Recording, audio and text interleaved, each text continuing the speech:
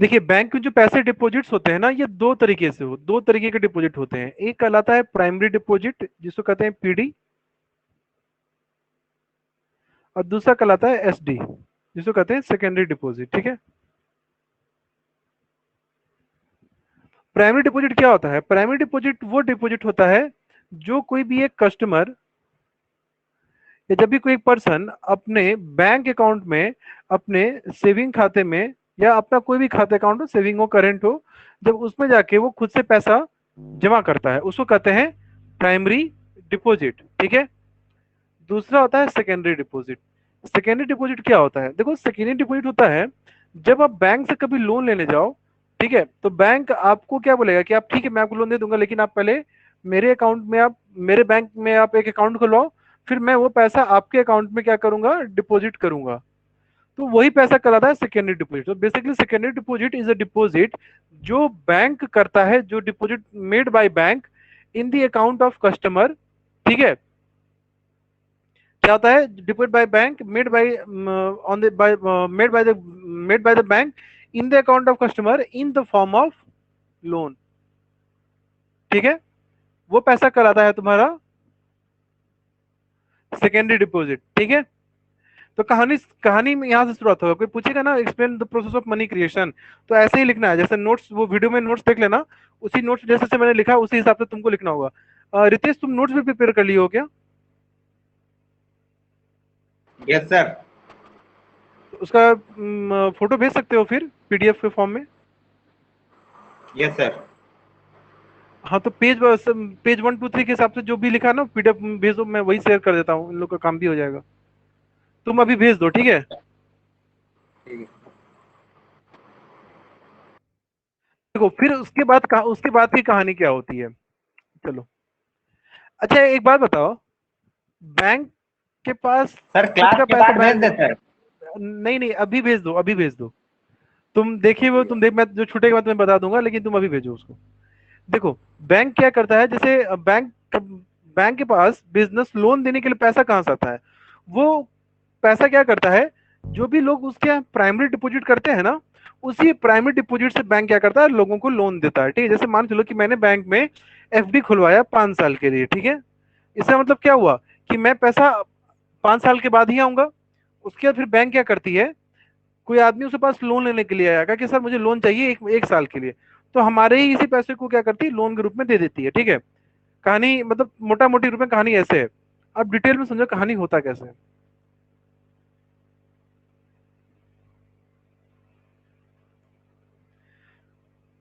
यहाँ पे आप देख सकते हैं process of money creation. Bank receives cash deposit from the people, these are called primary deposit. Bank lends money many times more than their cash reserve. Cash reserve क्या होता है मैं आगे बताऊंगा। Money is lent by the commercial bank not in the form of cash. जब भी आप bank से लोन लेते हो, बैंक कभी भी आपको पैसा कैश के रूप में नहीं देती है। इंस्टेड बैंक क्या करती है, आपके खाते में पैसा जमा कर। अच्छा एक बात बताओ, तुम लोग एक बार बताओ, तुम लोग जब कभी ऑनलाइन पेमेंट करते हो, ठीक है, या कभी ऑनलाइन अपना यूपीआई बैंक के माध्यम से अपना खाता का बैलेंस चेक करते हो, तो वो जो नंबर्स तुम्हें दिख रहे हैं वो क्या है? वो एक तरीके के डिजिटल नंबर्स है कि नहीं है? हाँ या ना? या जब तुम कोई पैसा भेजते हो तो तुमको क्या लगता है कि क्या कोई असली में फिजिकल रूप में कैश सिक्का है, वो उड़ के ऐसे से जा रहा है क्या दूसरे अकाउंट में? वो क्या हुआ, एक नंबर डिजिटल नंबर है, वो प्लस हो गया और दूसरे में माइनस कर दिया।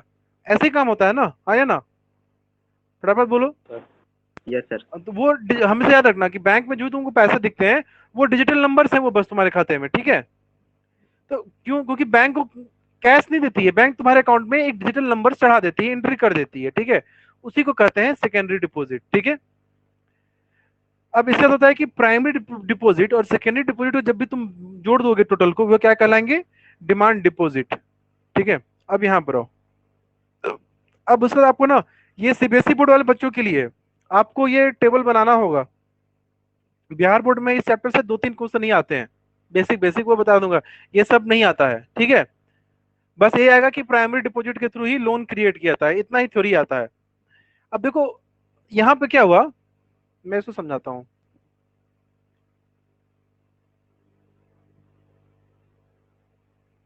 तो नहीं होगा, देखिए मान के चलो कि कोई आदमी बैंक अकाउंट में पैसा जमा करता है जाके अपने अकाउंट में, ठीक है। मैं अपने बैंक अकाउंट में जाता हूं, मैं पैसा जमा कर देता हूं। मैं क्या करता हूं, प्राइमरी डिपॉजिट करता हूं। कितने रुपए का? लेट से 1,000 रुपए का, ठीक है। बैंक मुझे बोलेगा ठीक, मैं बोला कि सर मैं 2 साल के लिए पैसा फिक्स डिपॉजिट कर दिया, तो ऑब्वियस बात है कि मैं पैसा लेने के लिए अभी से जाऊंगा नहीं, ठीक है। फिर क्या होता है कि गुलशन सर को पैसे की बहुत जरूरत होती है। गुलशन सर भी उसी बैंक में जाते, कहते हैं कि सर मुझे पैसा उधार चाहिए। तो वो पूछेगा कि कितना पैसा उधार चाहिए, ठीक है। तो बोलेंगे सर हमको तो 900 रुपया चाहिए। तो बोले ठीक है, मिल जाएगा। बैंक क्या करेगी, इनको पैसा 900 रुपया देगी। बैंक कभी भी ये 1,000 का 1,000 रुपया लोन नहीं दे सकती है किसी को। क्यों? देखो आरबीआई का ना एक गाइडलाइन है। आरबीआई क्या कहता है बैंकों को कि बैंक आपके यहाँ तो कस्टमर अपना पैसा जमा करते हैं, ठीक है। आप उनको पैसा उधार, उनके उस पैसे से आप किसी और को उधार दे सकते हो। अच्छा एक बात बताओ, मान के चलो मेरा 1,000 रुपया था, मान लो चलो कि मैंने बैंक में जमा किया। गुलशन सर आए बैंक से, उसने वही 1,000 रुपया उधार ले लिया, ठीक है। और गुलशन सर कल को इंडिया छोड़ के भाग गया अमेरिका, कह के जहाँ हम तो पैसा लौटाएंगे नहीं। तो मेरा पूरा जो डिपॉजिट है वो डूब गया कि नहीं डूब गया? हाँ या ना? Yes sir. मेरा तो पूरा पैसा डूब जाएगा, ठीक है। तो इससे तो लोगों का नुकसान हो जाएगा। तो उसके लिए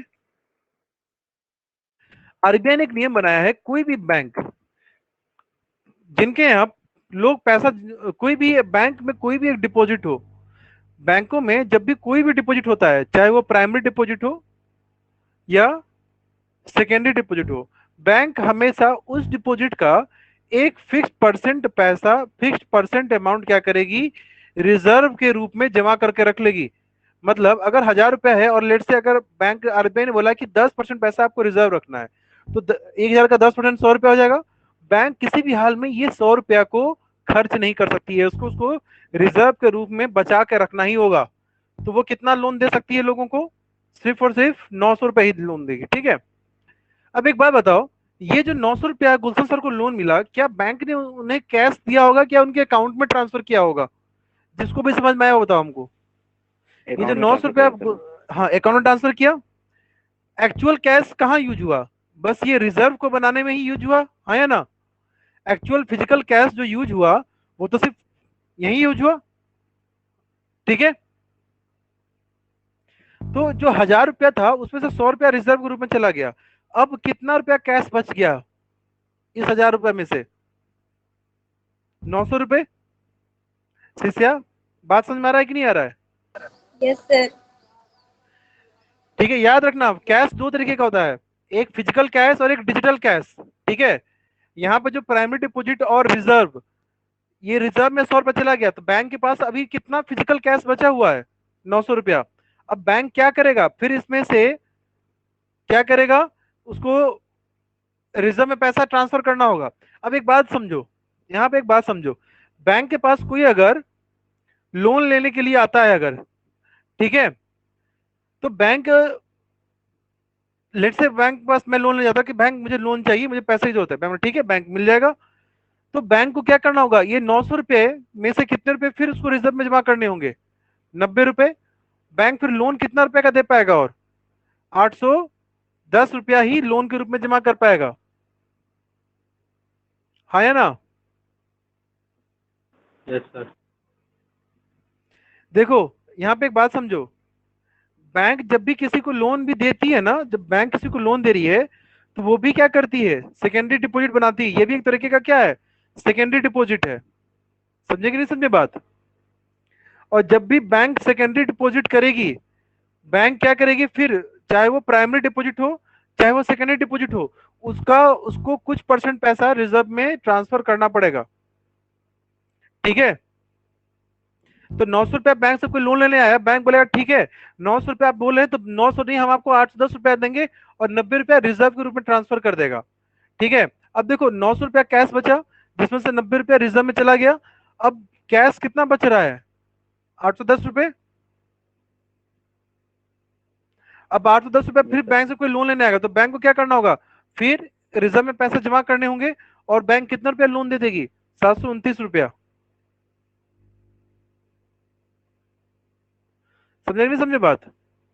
तो इसी तरीके से बैंक क्या करता है, एक डिपॉजिट से मल्टीपल लोन्स क्रिएट कर लेता है। यहाँ पे एक आदमी ने प्राइमरी डिपॉजिट किया था 1,000 रुपया, ठीक है, जो जिसमें से बैंक कितना रुपया लोन दे सकती है, 810 रुपया। कंडीशन है कि आप उसमें से 10% पैसा का रिजर्व में जमा कर दीजिएगा, तो आप लोन कितना दे दीजिएगा, 910 रुपया, सॉरी 810 रुपया। फिर 810 रुपया अगर आप किसी को लोन दे रहे हैं तो उसमें से 81 रुपया बैंक काटेगा और 729 रुपया ही आपको लोन के रूप में मिल पाएगा।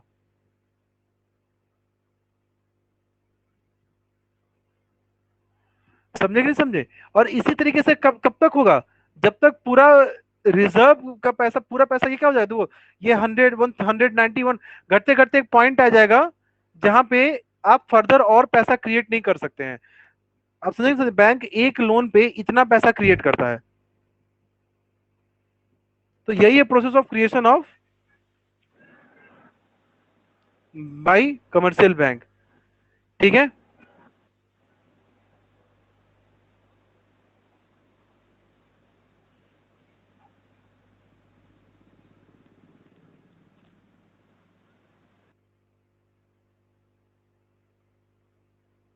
समझे कि नहीं समझे कि कुछ सब एकदम कौवा एकदम काव काव काव काव कर रहा है। समझ गए।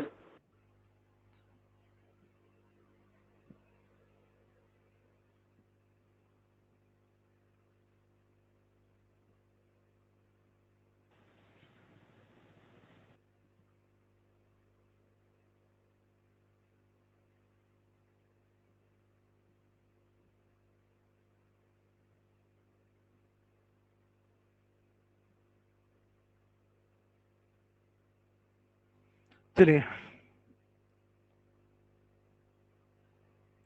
तो देखो अब यहाँ पे आप एक बात देखो, यहाँ पे 1,000 जब हम 1,000 जब सॉरी, तो इस तरीके से ये 1,000 जो डिपॉजिट यहाँ पे स्टार्ट हुआ था, उससे बैंकों ने कितना रुपया लोन दे दिया, 9,000। रिजर्व में कितना टोटल पैसा चला गया, 1,000। और टोटल अमाउंट ऑफ डिपॉजिट्स कितने हो गए, 10,000। देखो बैंक में सेकेंडरी डिपॉजिट भी बढ़ रहा है, बैंक में लोन भी बढ़ रहा है, ठीक है।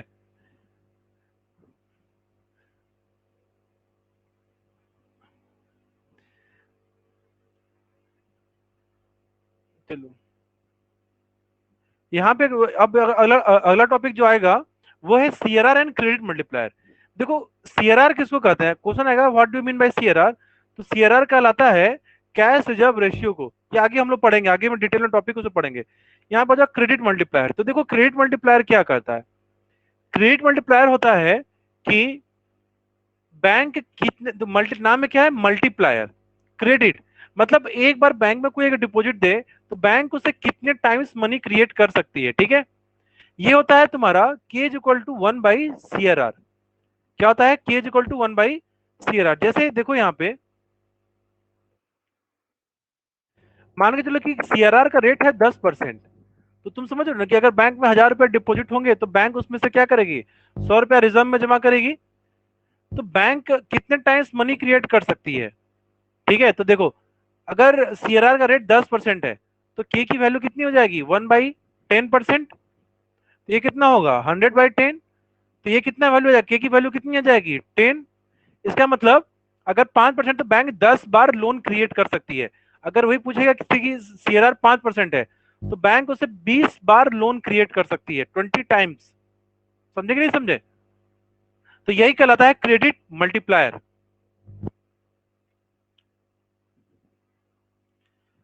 ठीक है। तो ये क्वेश्चन आता है, ये क्वेश्चन पीडीएफ भेज दिया क्या इसने, एक मिनट को।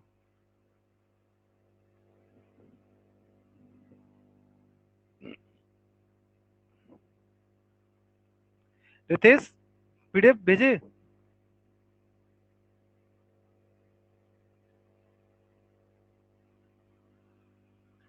चलो कोई बात नहीं, पीडीएफ में भेज भेज दूंगा, जब मुझे आएगा मैं आप लोगों को फॉरवर्ड कर दूंगा। Share my screen.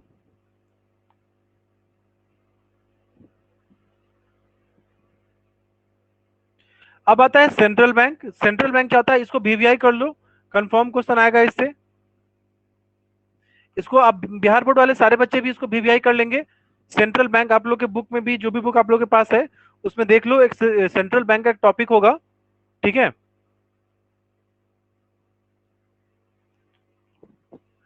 तो देखो सेंट्रल बैंक क्या होता है। सेंट्रल बैंक भारत में, इंडिया में बैंकिंग सिस्टम को कंट्रोल करने के लिए, रेगुलेट करने के लिए सेंट्रल बैंक को बनाया गया है। सेंट्रल बैंक क्या करती है कि इकोनॉमी में जितने भी बैंकिंग सिस्टम है, मनी से रिलेटेड जितने भी डिसीजन, फैसले लेने होते हैं, पैसे को कंट्रोल करना हो, महंगाई को कंट्रोल करना हो, मंदी को कंट्रोल करना हो, ये सारे डिसीजन कौन लेता है? सेंट्रल बैंक लेती है। इसीलिए सेंट्रल बैंक को क्या बोलते हैं? एपेक्स। एपेक्स मतलब सबसे ऊंचा, सर्वोच्च, जो इंटायर बैंकिंग सिस्टम को कंट्रोल करता है, ठीक है। अब आता है इसमें जो क्वेश्चन आता है कि वो पूछता है एग्जाम में कि सेंट्रल बैंक क्या है और उसके फंक्शंस को एक्सप्लेन करो, ठीक है। तो देखो सबसे पहला फंक्शन सेंट्रल बैंक का क्या है? Bank of issuing note. जितने भी करेंसी इंडिया में, जितने भी करेंसीज होते हैं, जितने भी नोट्स होते हैं, उसको कौन छापती है? सेंट्रल बैंक छापती है, ठीक है। यहाँ पर देखो, it is also called currency authority function, ठीक है। अच्छा एक बात बताओ, 1 रुपए का सिक्का और 1 रुपए के नोट को कौन छापता है? गवर्नमेंट ऑफ इंडिया, याद रखना। क्वाइंस को और 1 रुपए के नोट को गवर्नमेंट ऑफ इंडिया छापती है। अच्छा, नोट पे किसका साइन रहता है शिष्या? जितना भी करेंसी है, 100 रुपए, 50, 10, 500, 1000, 2000, उस पे किसका साइन रहता है? आरबीआई के गवर्नर का। लेकिन एक जो क्वाइंस होते हैं या नोट्स हो गए, उस पे किसका रहता है? जो फाइनेंस मिनिस्टर रहते हैं उनका रहता है, ठीक है, याद रख लेना। दूसरा, banker to the government. Banker to the government मतलब क्या हुआ? देखो, जो सेंट्रल बैंक होती है ना, जो गवर्नमेंट होते हैं, उनका भी बैंक अकाउंट होता है, ठीक है। उसको मैनेज कौन करता है? आरबीआई करती है। गवर्नमेंट कोई अगर नीति, गवर्नमेंट को कोई डिसीजंस लेने हैं, कोई फैसला लेना है, तो आरबीआई उनको क्या करती है? सलाह देती है, एडवाइजर करती है, एडवाइस करती है, ठीक है। गवर्नमेंट का कोई भी शेयर्स है, सिक्योरिटी है, उसको बेचना है, तो आरबीआई गवर्नमेंट के बिहाफ में उसको बेचती है। इसीलिए यहाँ पर देख सकते हो लिखा हुआ है, as a banker to the government it manages accounts of the government, as an agent to the government it buys and sells securities on behalf of the government, as an adviser to the government it frames policies to regulate the money market. Money market और capital market हम लोगों ने पढ़ा था, आया ना शिष्या? Oh yes sir. शिष्या, कहाँ पढ़ा था हम यस लोगों ने? सर, बीएसटी में। अच्छा, कैपिटल मनी मार्केट और मनी मार्केट में क्या डिफरेंस था?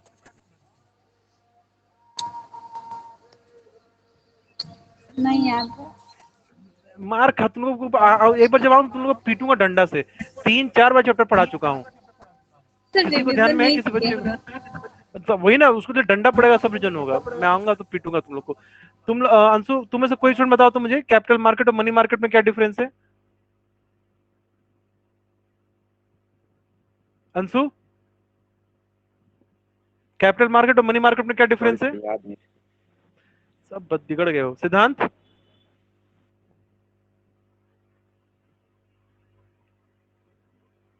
सिद्धांत आंसर दो, क्या है डिफरेंस कैपिटल मार्केट और मनी मार्केट का? ये जो अब तो तुम लोग का टेस्ट लूंगा बीएसटी का। हाँ, बोलो बोलो। लॉन्ग टर्म हाँ, कैपिटल मार्केट में लॉन्ग टर्म सिक्योरिटीज को सेल परचेज होता है, और मनी मार्केट में शॉर्ट टर्म, 1 साल से कम टाइम पीरियड का।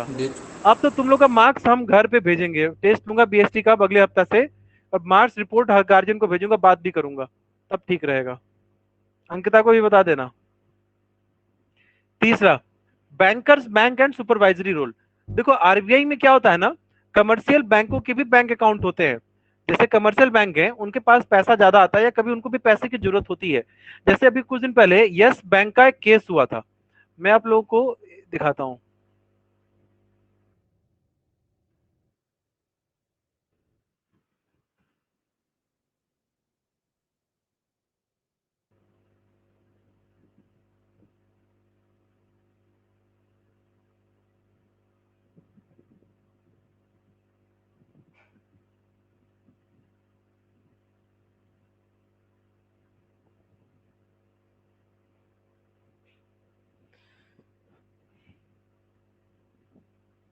देखो यस बैंक का क्या हुआ था कि यस बैंक बहुत बड़ी एक गवर्नमेंट बैंक थी, ठीक है। उसमें क्या हुआ, सॉरी प्राइवेट बैंक थी, fourth largest private sector bank थी इंडिया की, ठीक है, यस बैंक। यहाँ पे क्या हुआ कि ये बैंकों ने क्या करना शुरू किया कि लोगों को लोन देना शुरू किया। जब ये बहुत मतलब ये काफी तेजी से ग्रो कर रही थी, तो इन लोगों ने क्या किया कि ऐसे कंपनियों को लोन देना शुरू कर दिया जो कंपनियां पहले से ही फाइनेंशियल स्ट्रेस में थी, जो जो जिनका फाइनेंशियल परफॉर्मेंस उतना अच्छा नहीं था। और इससे क्या होने लगा कि वो लोग कंपनी के डेब्ट को चुका नहीं पाए और उनका पैसा डूब गया। फिर इससे क्या हुआ कि लोगों का पैसा डूबने लगा। इसमें क्या हुआ, आरबीआई ने क्या किया, इसके ऊपर में क्या किया, फिर कंट्रोल करना शुरू किया। इसमें एसबीआई का, स्टेट बैंक ऑफ इंडिया का भी होगा, यहाँ पे दिखाता हूं। देखो, RBI opened Indian rupees 60,000 crore as an emergency credit line for the bank. RBI ने ओपन किया क्या, इमरजेंसी क्रेडिट लाइन, यहां देख रहे हो ना। फिर देखो, ICICI bank took 7.9% seven stake in the Yes Bank. खैर हटाओ। तो देखिए यही चीज कह रहा हूं कि जितने भी इंडिया में कमर्शियल बैंक होते हैं, हर का बैंक अकाउंट आरबीआई के पास ओपन होता है, ठीक है, और आरबीआई उसको कंट्रोल और मैनेज करती है। तो कभी होता है कि कमर्शियल बैंक, जैसे अभी आपने देखा कि यस बैंक का केस, यस बैंक डूबने वाली थी, तो उसमें उतने लोगों का पैसा डूब जाता आम आदमी का, और सरकार ये होने नहीं देती। तो उसके लिए आरबीआई ने क्या किया, उसको 60,000 करोड़ का लोन फैसिलिटी प्रोवाइड किया, ठीक है।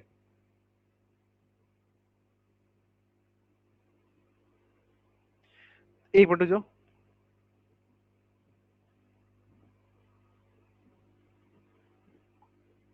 आरबीआई उनको लोन प्रोवाइड किया, ठीक है। तो जो जितने भी बैंकर्स होते हैं, जितने भी बैंक होते हैं, हर किसी का बैंक अकाउंट आरबीआई के पास में होता है। तुमको पता है, जैसे तुम लोग बैंकों में अपने खाते में पैसा जमा करते हो या बैंक से उधार लेते हो, उसी तरीके से जितने भी कमर्शियल बैंक इंडिया में होते हैं, वो सभी बैंक आरबीआई के पास अपने बैंक अकाउंट खोल के रखते हैं। उनके पास अगर एक्स्ट्रा पैसा है तो आरबीआई के पास वो पैसा जमा कर सकते हैं। आरबीआई उनको इंटरेस्ट भी देती है। अगर उनको लोन लेना हो, आरबीआई से लोन भी ले सकते हैं, आरबीआई उनसे ब्याज चार्ज करती है, ठीक है। इसी को कहते हैं bankers bank and supervisory role. जो आरबीआई होती है वो बैंक, जितने भी बैंक है उनको सुपरवाइज करती है, ऑर्डर देती है, कंट्रोल करती है, गाइड करती है कि आप कैसे काम करो, अभी आप लोन सस्ता कर दो, लोन महंगा कर दो, ठीक है। तो इसी फंक्शन को कहते हैं bankers bank and supervisory role. चौथा है lender of the last resort. अगर जैसे यस बैंक का केस अभी आपने देखा कि कमर्शियल बैंक का, उसने काफी पैसा उधार में दे दिए, अब उनके पास कोई माध्यम नहीं था कि पैसे को कलेक्ट करने का, सारे पैसे उनके बैड डेप्ट हो गए, सारे लोग दिवालिया हो गया, घोषित कर लिया अपने आप को, पैसा डूब गया, अब यस बैंक बंद होने वाला था। तो जिसका कोई नहीं होता है उसका कौन होता है, आरबीआई होता है। तो लास्ट रिसोर्ट में कि कमर्शियल बैंक के पास कहीं से कोई उपाय नहीं बचा, अब आरबीआई उस केस में उनको बचाएगी, कि उनको हेल्प करेगी, ताकि देश में बैंकिंग सिस्टम डूब ना जाए, ठीक है, लोगों का पैसा ना डूब जाए। पांचवा फंक्शन है कस्टोडियन ऑफ फॉरेन एक्सचेंज। देखो, फॉरेन एक्सचेंज मतलब होता है जितनी भी फॉरेन करेंसी होती है उनका कस्टडी किसके हाथ में होता है, आरबीआई के पास में होता है। आरबीआई फॉरेन एक्सचेंज को कंट्रोल करता है। इसमें एक चैप्टर है फॉरेन एक्सचेंज, आगे आप लोग को मैं पढ़ाऊंगा, उसमें फॉरेन एक्सचेंज को बहुत अच्छे से समझ में आएगा आपको, ठीक है। फिलहाल के लिए आप ये बात जानो कि जितना भी फॉरेन एक्सचेंज होता है, जितनी भी फॉरेन करेंसी होती है, उसको कौन कंट्रोल मैनेज करता है, आरबीआई करती है, ठीक है। जितने भी फॉरेन एक्सचेंज रिजर्व हैं वो किसकी कस्टडी में रहेंगे, आरबीआई के कस्टडी में, ठीक है। देखो, छठवां फंक्शन है क्लियरिंग हाउस फंक्शन। अच्छा एक बात बताओ, आप कभी चेक के थ्रू पैसा जमा करवाए हो क्या, कोई भी स्टूडेंट आप में से, चेक के थ्रू पैसा, कोई भी बच्चा? Yes sir. अंशु तुम करवाए हो। एक बात बताओ, जब तुम चेक यस से पैसा सर। जमा करते हो, ठीक है, तो वो चेक प्रोसेस कैसे होता होगा? बैंक के कोई आदमी जाता होगा, दूसरे बैंक में जाता होगा, सर वो चेक है जिसको जल्दी से देखिए ना, पैसा काटे जमा कर दीजिए, नो सर, ऐसा नहीं। उसका नो सिस्टम देखो सर। कैसे होता है। अभी मैंने तुमको बताया कि जितने भी बैंक हैं, हर किसी का खाता कहां पर है, आरबीआई के पास में है सबका खाता, ठीक है। तो एक्चुअली में ना चेक को प्रोसेस करने का काम आरबीआई कर देती है। ये लोग बस चेक के डिटेल्स को अपलोड कर देता है। जैसे मान के चलो ये पीएनबी है,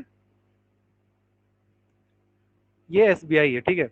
किसी आदमी ने एक चेक काटा ठीक है, कि एसबीआई, इस आदमी को पेमेंट कर दो, एसबीआई को, इसका अकाउंट नंबर ये है, इसका ये है, लेकिन इसका बैंक अकाउंट एसबीआई का है। तो पीएनबी क्या करेगा, ये सारा डाटा जो एक सर्वर होता है इन लोग का, इसमें अपलोड करता है, ठीक है। आरबीआई के पास ये डाटा सर्वर में भेज दिया जाता है। अब चूंकि आरबीआई के पास सारे बैंकों का अकाउंट इनके यहाँ खुद खुला हुआ है, तो ये चेक में से पैसा ट्रांसफर कर देती है किसमें, एसबीआई में। इसी को कहते हैं क्लियरिंग हाउस फंक्शन। यहाँ पे देखो,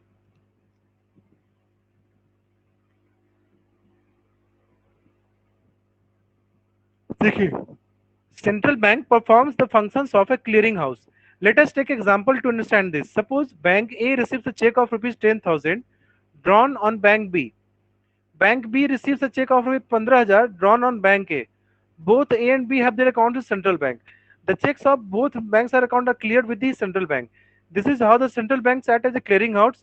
It avoids transfer of cash between bank and reduces requirement of cash. जैसे आप लोग ऑनलाइन पेमेंट करते हो तो बैंक क्या करता है, नंबर से ट्रांसफर कर देता है आपके खाते में से मेरे खाते में। उसी तरीके से चेक की जो प्रोसेसिंग होती है वो आरबीआई कर देती है ताकि कोई भी कैश का मूवमेंट नहीं हो। ठीक है, तो ये 6 प्रिंसिपल्स हैं, 6 फंक्शन है जो इंपॉर्टेंट है और आप लोग को ये 6 का 6 फंक्शन लिखना है और इसको अच्छे से याद करना है। ठीक है, अब उसका देखिए कमर्शियल सेंट्रल बैंक और कमर्शियल बैंक का डिफरेंस। तो बिहार बोर्ड वाले स्टूडेंट इसको बीबीआई कर दो, सीबीएसई वाले भी इसको बीबीआई कर दो। इसमें आगे एक और टॉपिक आएगा, उसके बाद बैंक खत्म हो जाएगा। ये भी सारे बीबीआई टॉपिक है, किसी एक में से क्वेश्चन आ सकता है। तो पहली बात, सेंट्रल बैंक क्या है? एपेक्स बैंक होता है जो बैंकिंग सिस्टम को कंट्रोल करता है। कमर्शियल बैंक क्या होता है? एक फाइनेंशियल संस्थाएं होती हैं जो आम आदमी से, जनरल पब्लिक से पैसा लेती हैं, पैसा जमा करती हैं, लोन देती हैं। ठीक है, इनका काम नियम कानून बनाना नहीं होता है। सेंट्रल बैंक रेगुलेट कर सकती है मनी के सप्लाई को, मनी को कंट्रोल करती है, मनी के फ्लो को कंट्रीब्यूट करती है, लेकिन कमर्शियल बैंक ये काम नहीं करती है, ये बस मनी को सप्लाई करते हैं। ठीक है, आरबीआई पैसे छाप सकती है, कमर्शियल बैंक पैसे छाप नहीं सकते हैं। आरबीआई कस्टडियन होती है फॉरेन करेंसी की, ये फॉरेन कस्टडियन नहीं होते हैं। ठीक है, आरबीआई में गवर्नमेंट के बैंक अकाउंट होते हैं, कमर्शियल बैंक में नहीं होते हैं। आरबीआई चेक क्लियरिंग फंक्शन का काम कर सकती है, कमर्शियल बैंक नहीं कर सकते हैं। आरबीआई का काम क्या होता है? इकोनॉमी में बैलेंस बना के रखना, महंगाई नहीं हो और बहुत मंदी ना आ जाए। कमर्शियल बैंक का काम क्या होता है? खुद के लाभ को कमाना। ठीक है, तो ये 5 फंक्शन है जो आप लोग लिख लीजिएगा। अब इसका तो लास्ट टॉपिक है, that is control of money supply. ये भी बीबीआई टॉपिक है इसको, लेकिन आज की क्लास में नहीं समझाऊंगा, कल के क्लास में इसको समझाऊंगा। अगर अभी तक के पढ़ाए गए किसी टॉपिक में आप लोग को डाउट है तो पूछ लो। सर एपेक्स मतलब क्या होता है? एपेक्स मतलब चोटी, टॉप पे, सबसे टॉप जो होता है, सर्वोच्च। और कुछ?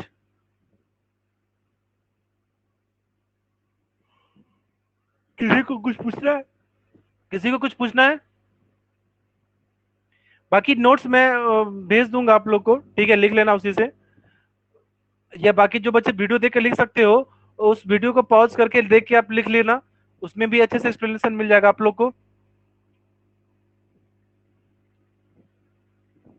किसी को कुछ पूछना नहीं है? क्लास रिकॉर्डिंग मैंने कर दी हुई है, अगर डाउट होगा तो आप लोग देख लेना। तो फिर आज के क्लास के लिए इतना ही रहने दो, कल ये चैप्टर भी कंप्लीट हो जाएगा। ठीक है, कमर्शियल बैंक का चैप्टर कल कंप्लीट हो जाएगा पूरा। और नेशनल इनकम में किसी को कुछ पूछना है, कोई क्वेश्चन?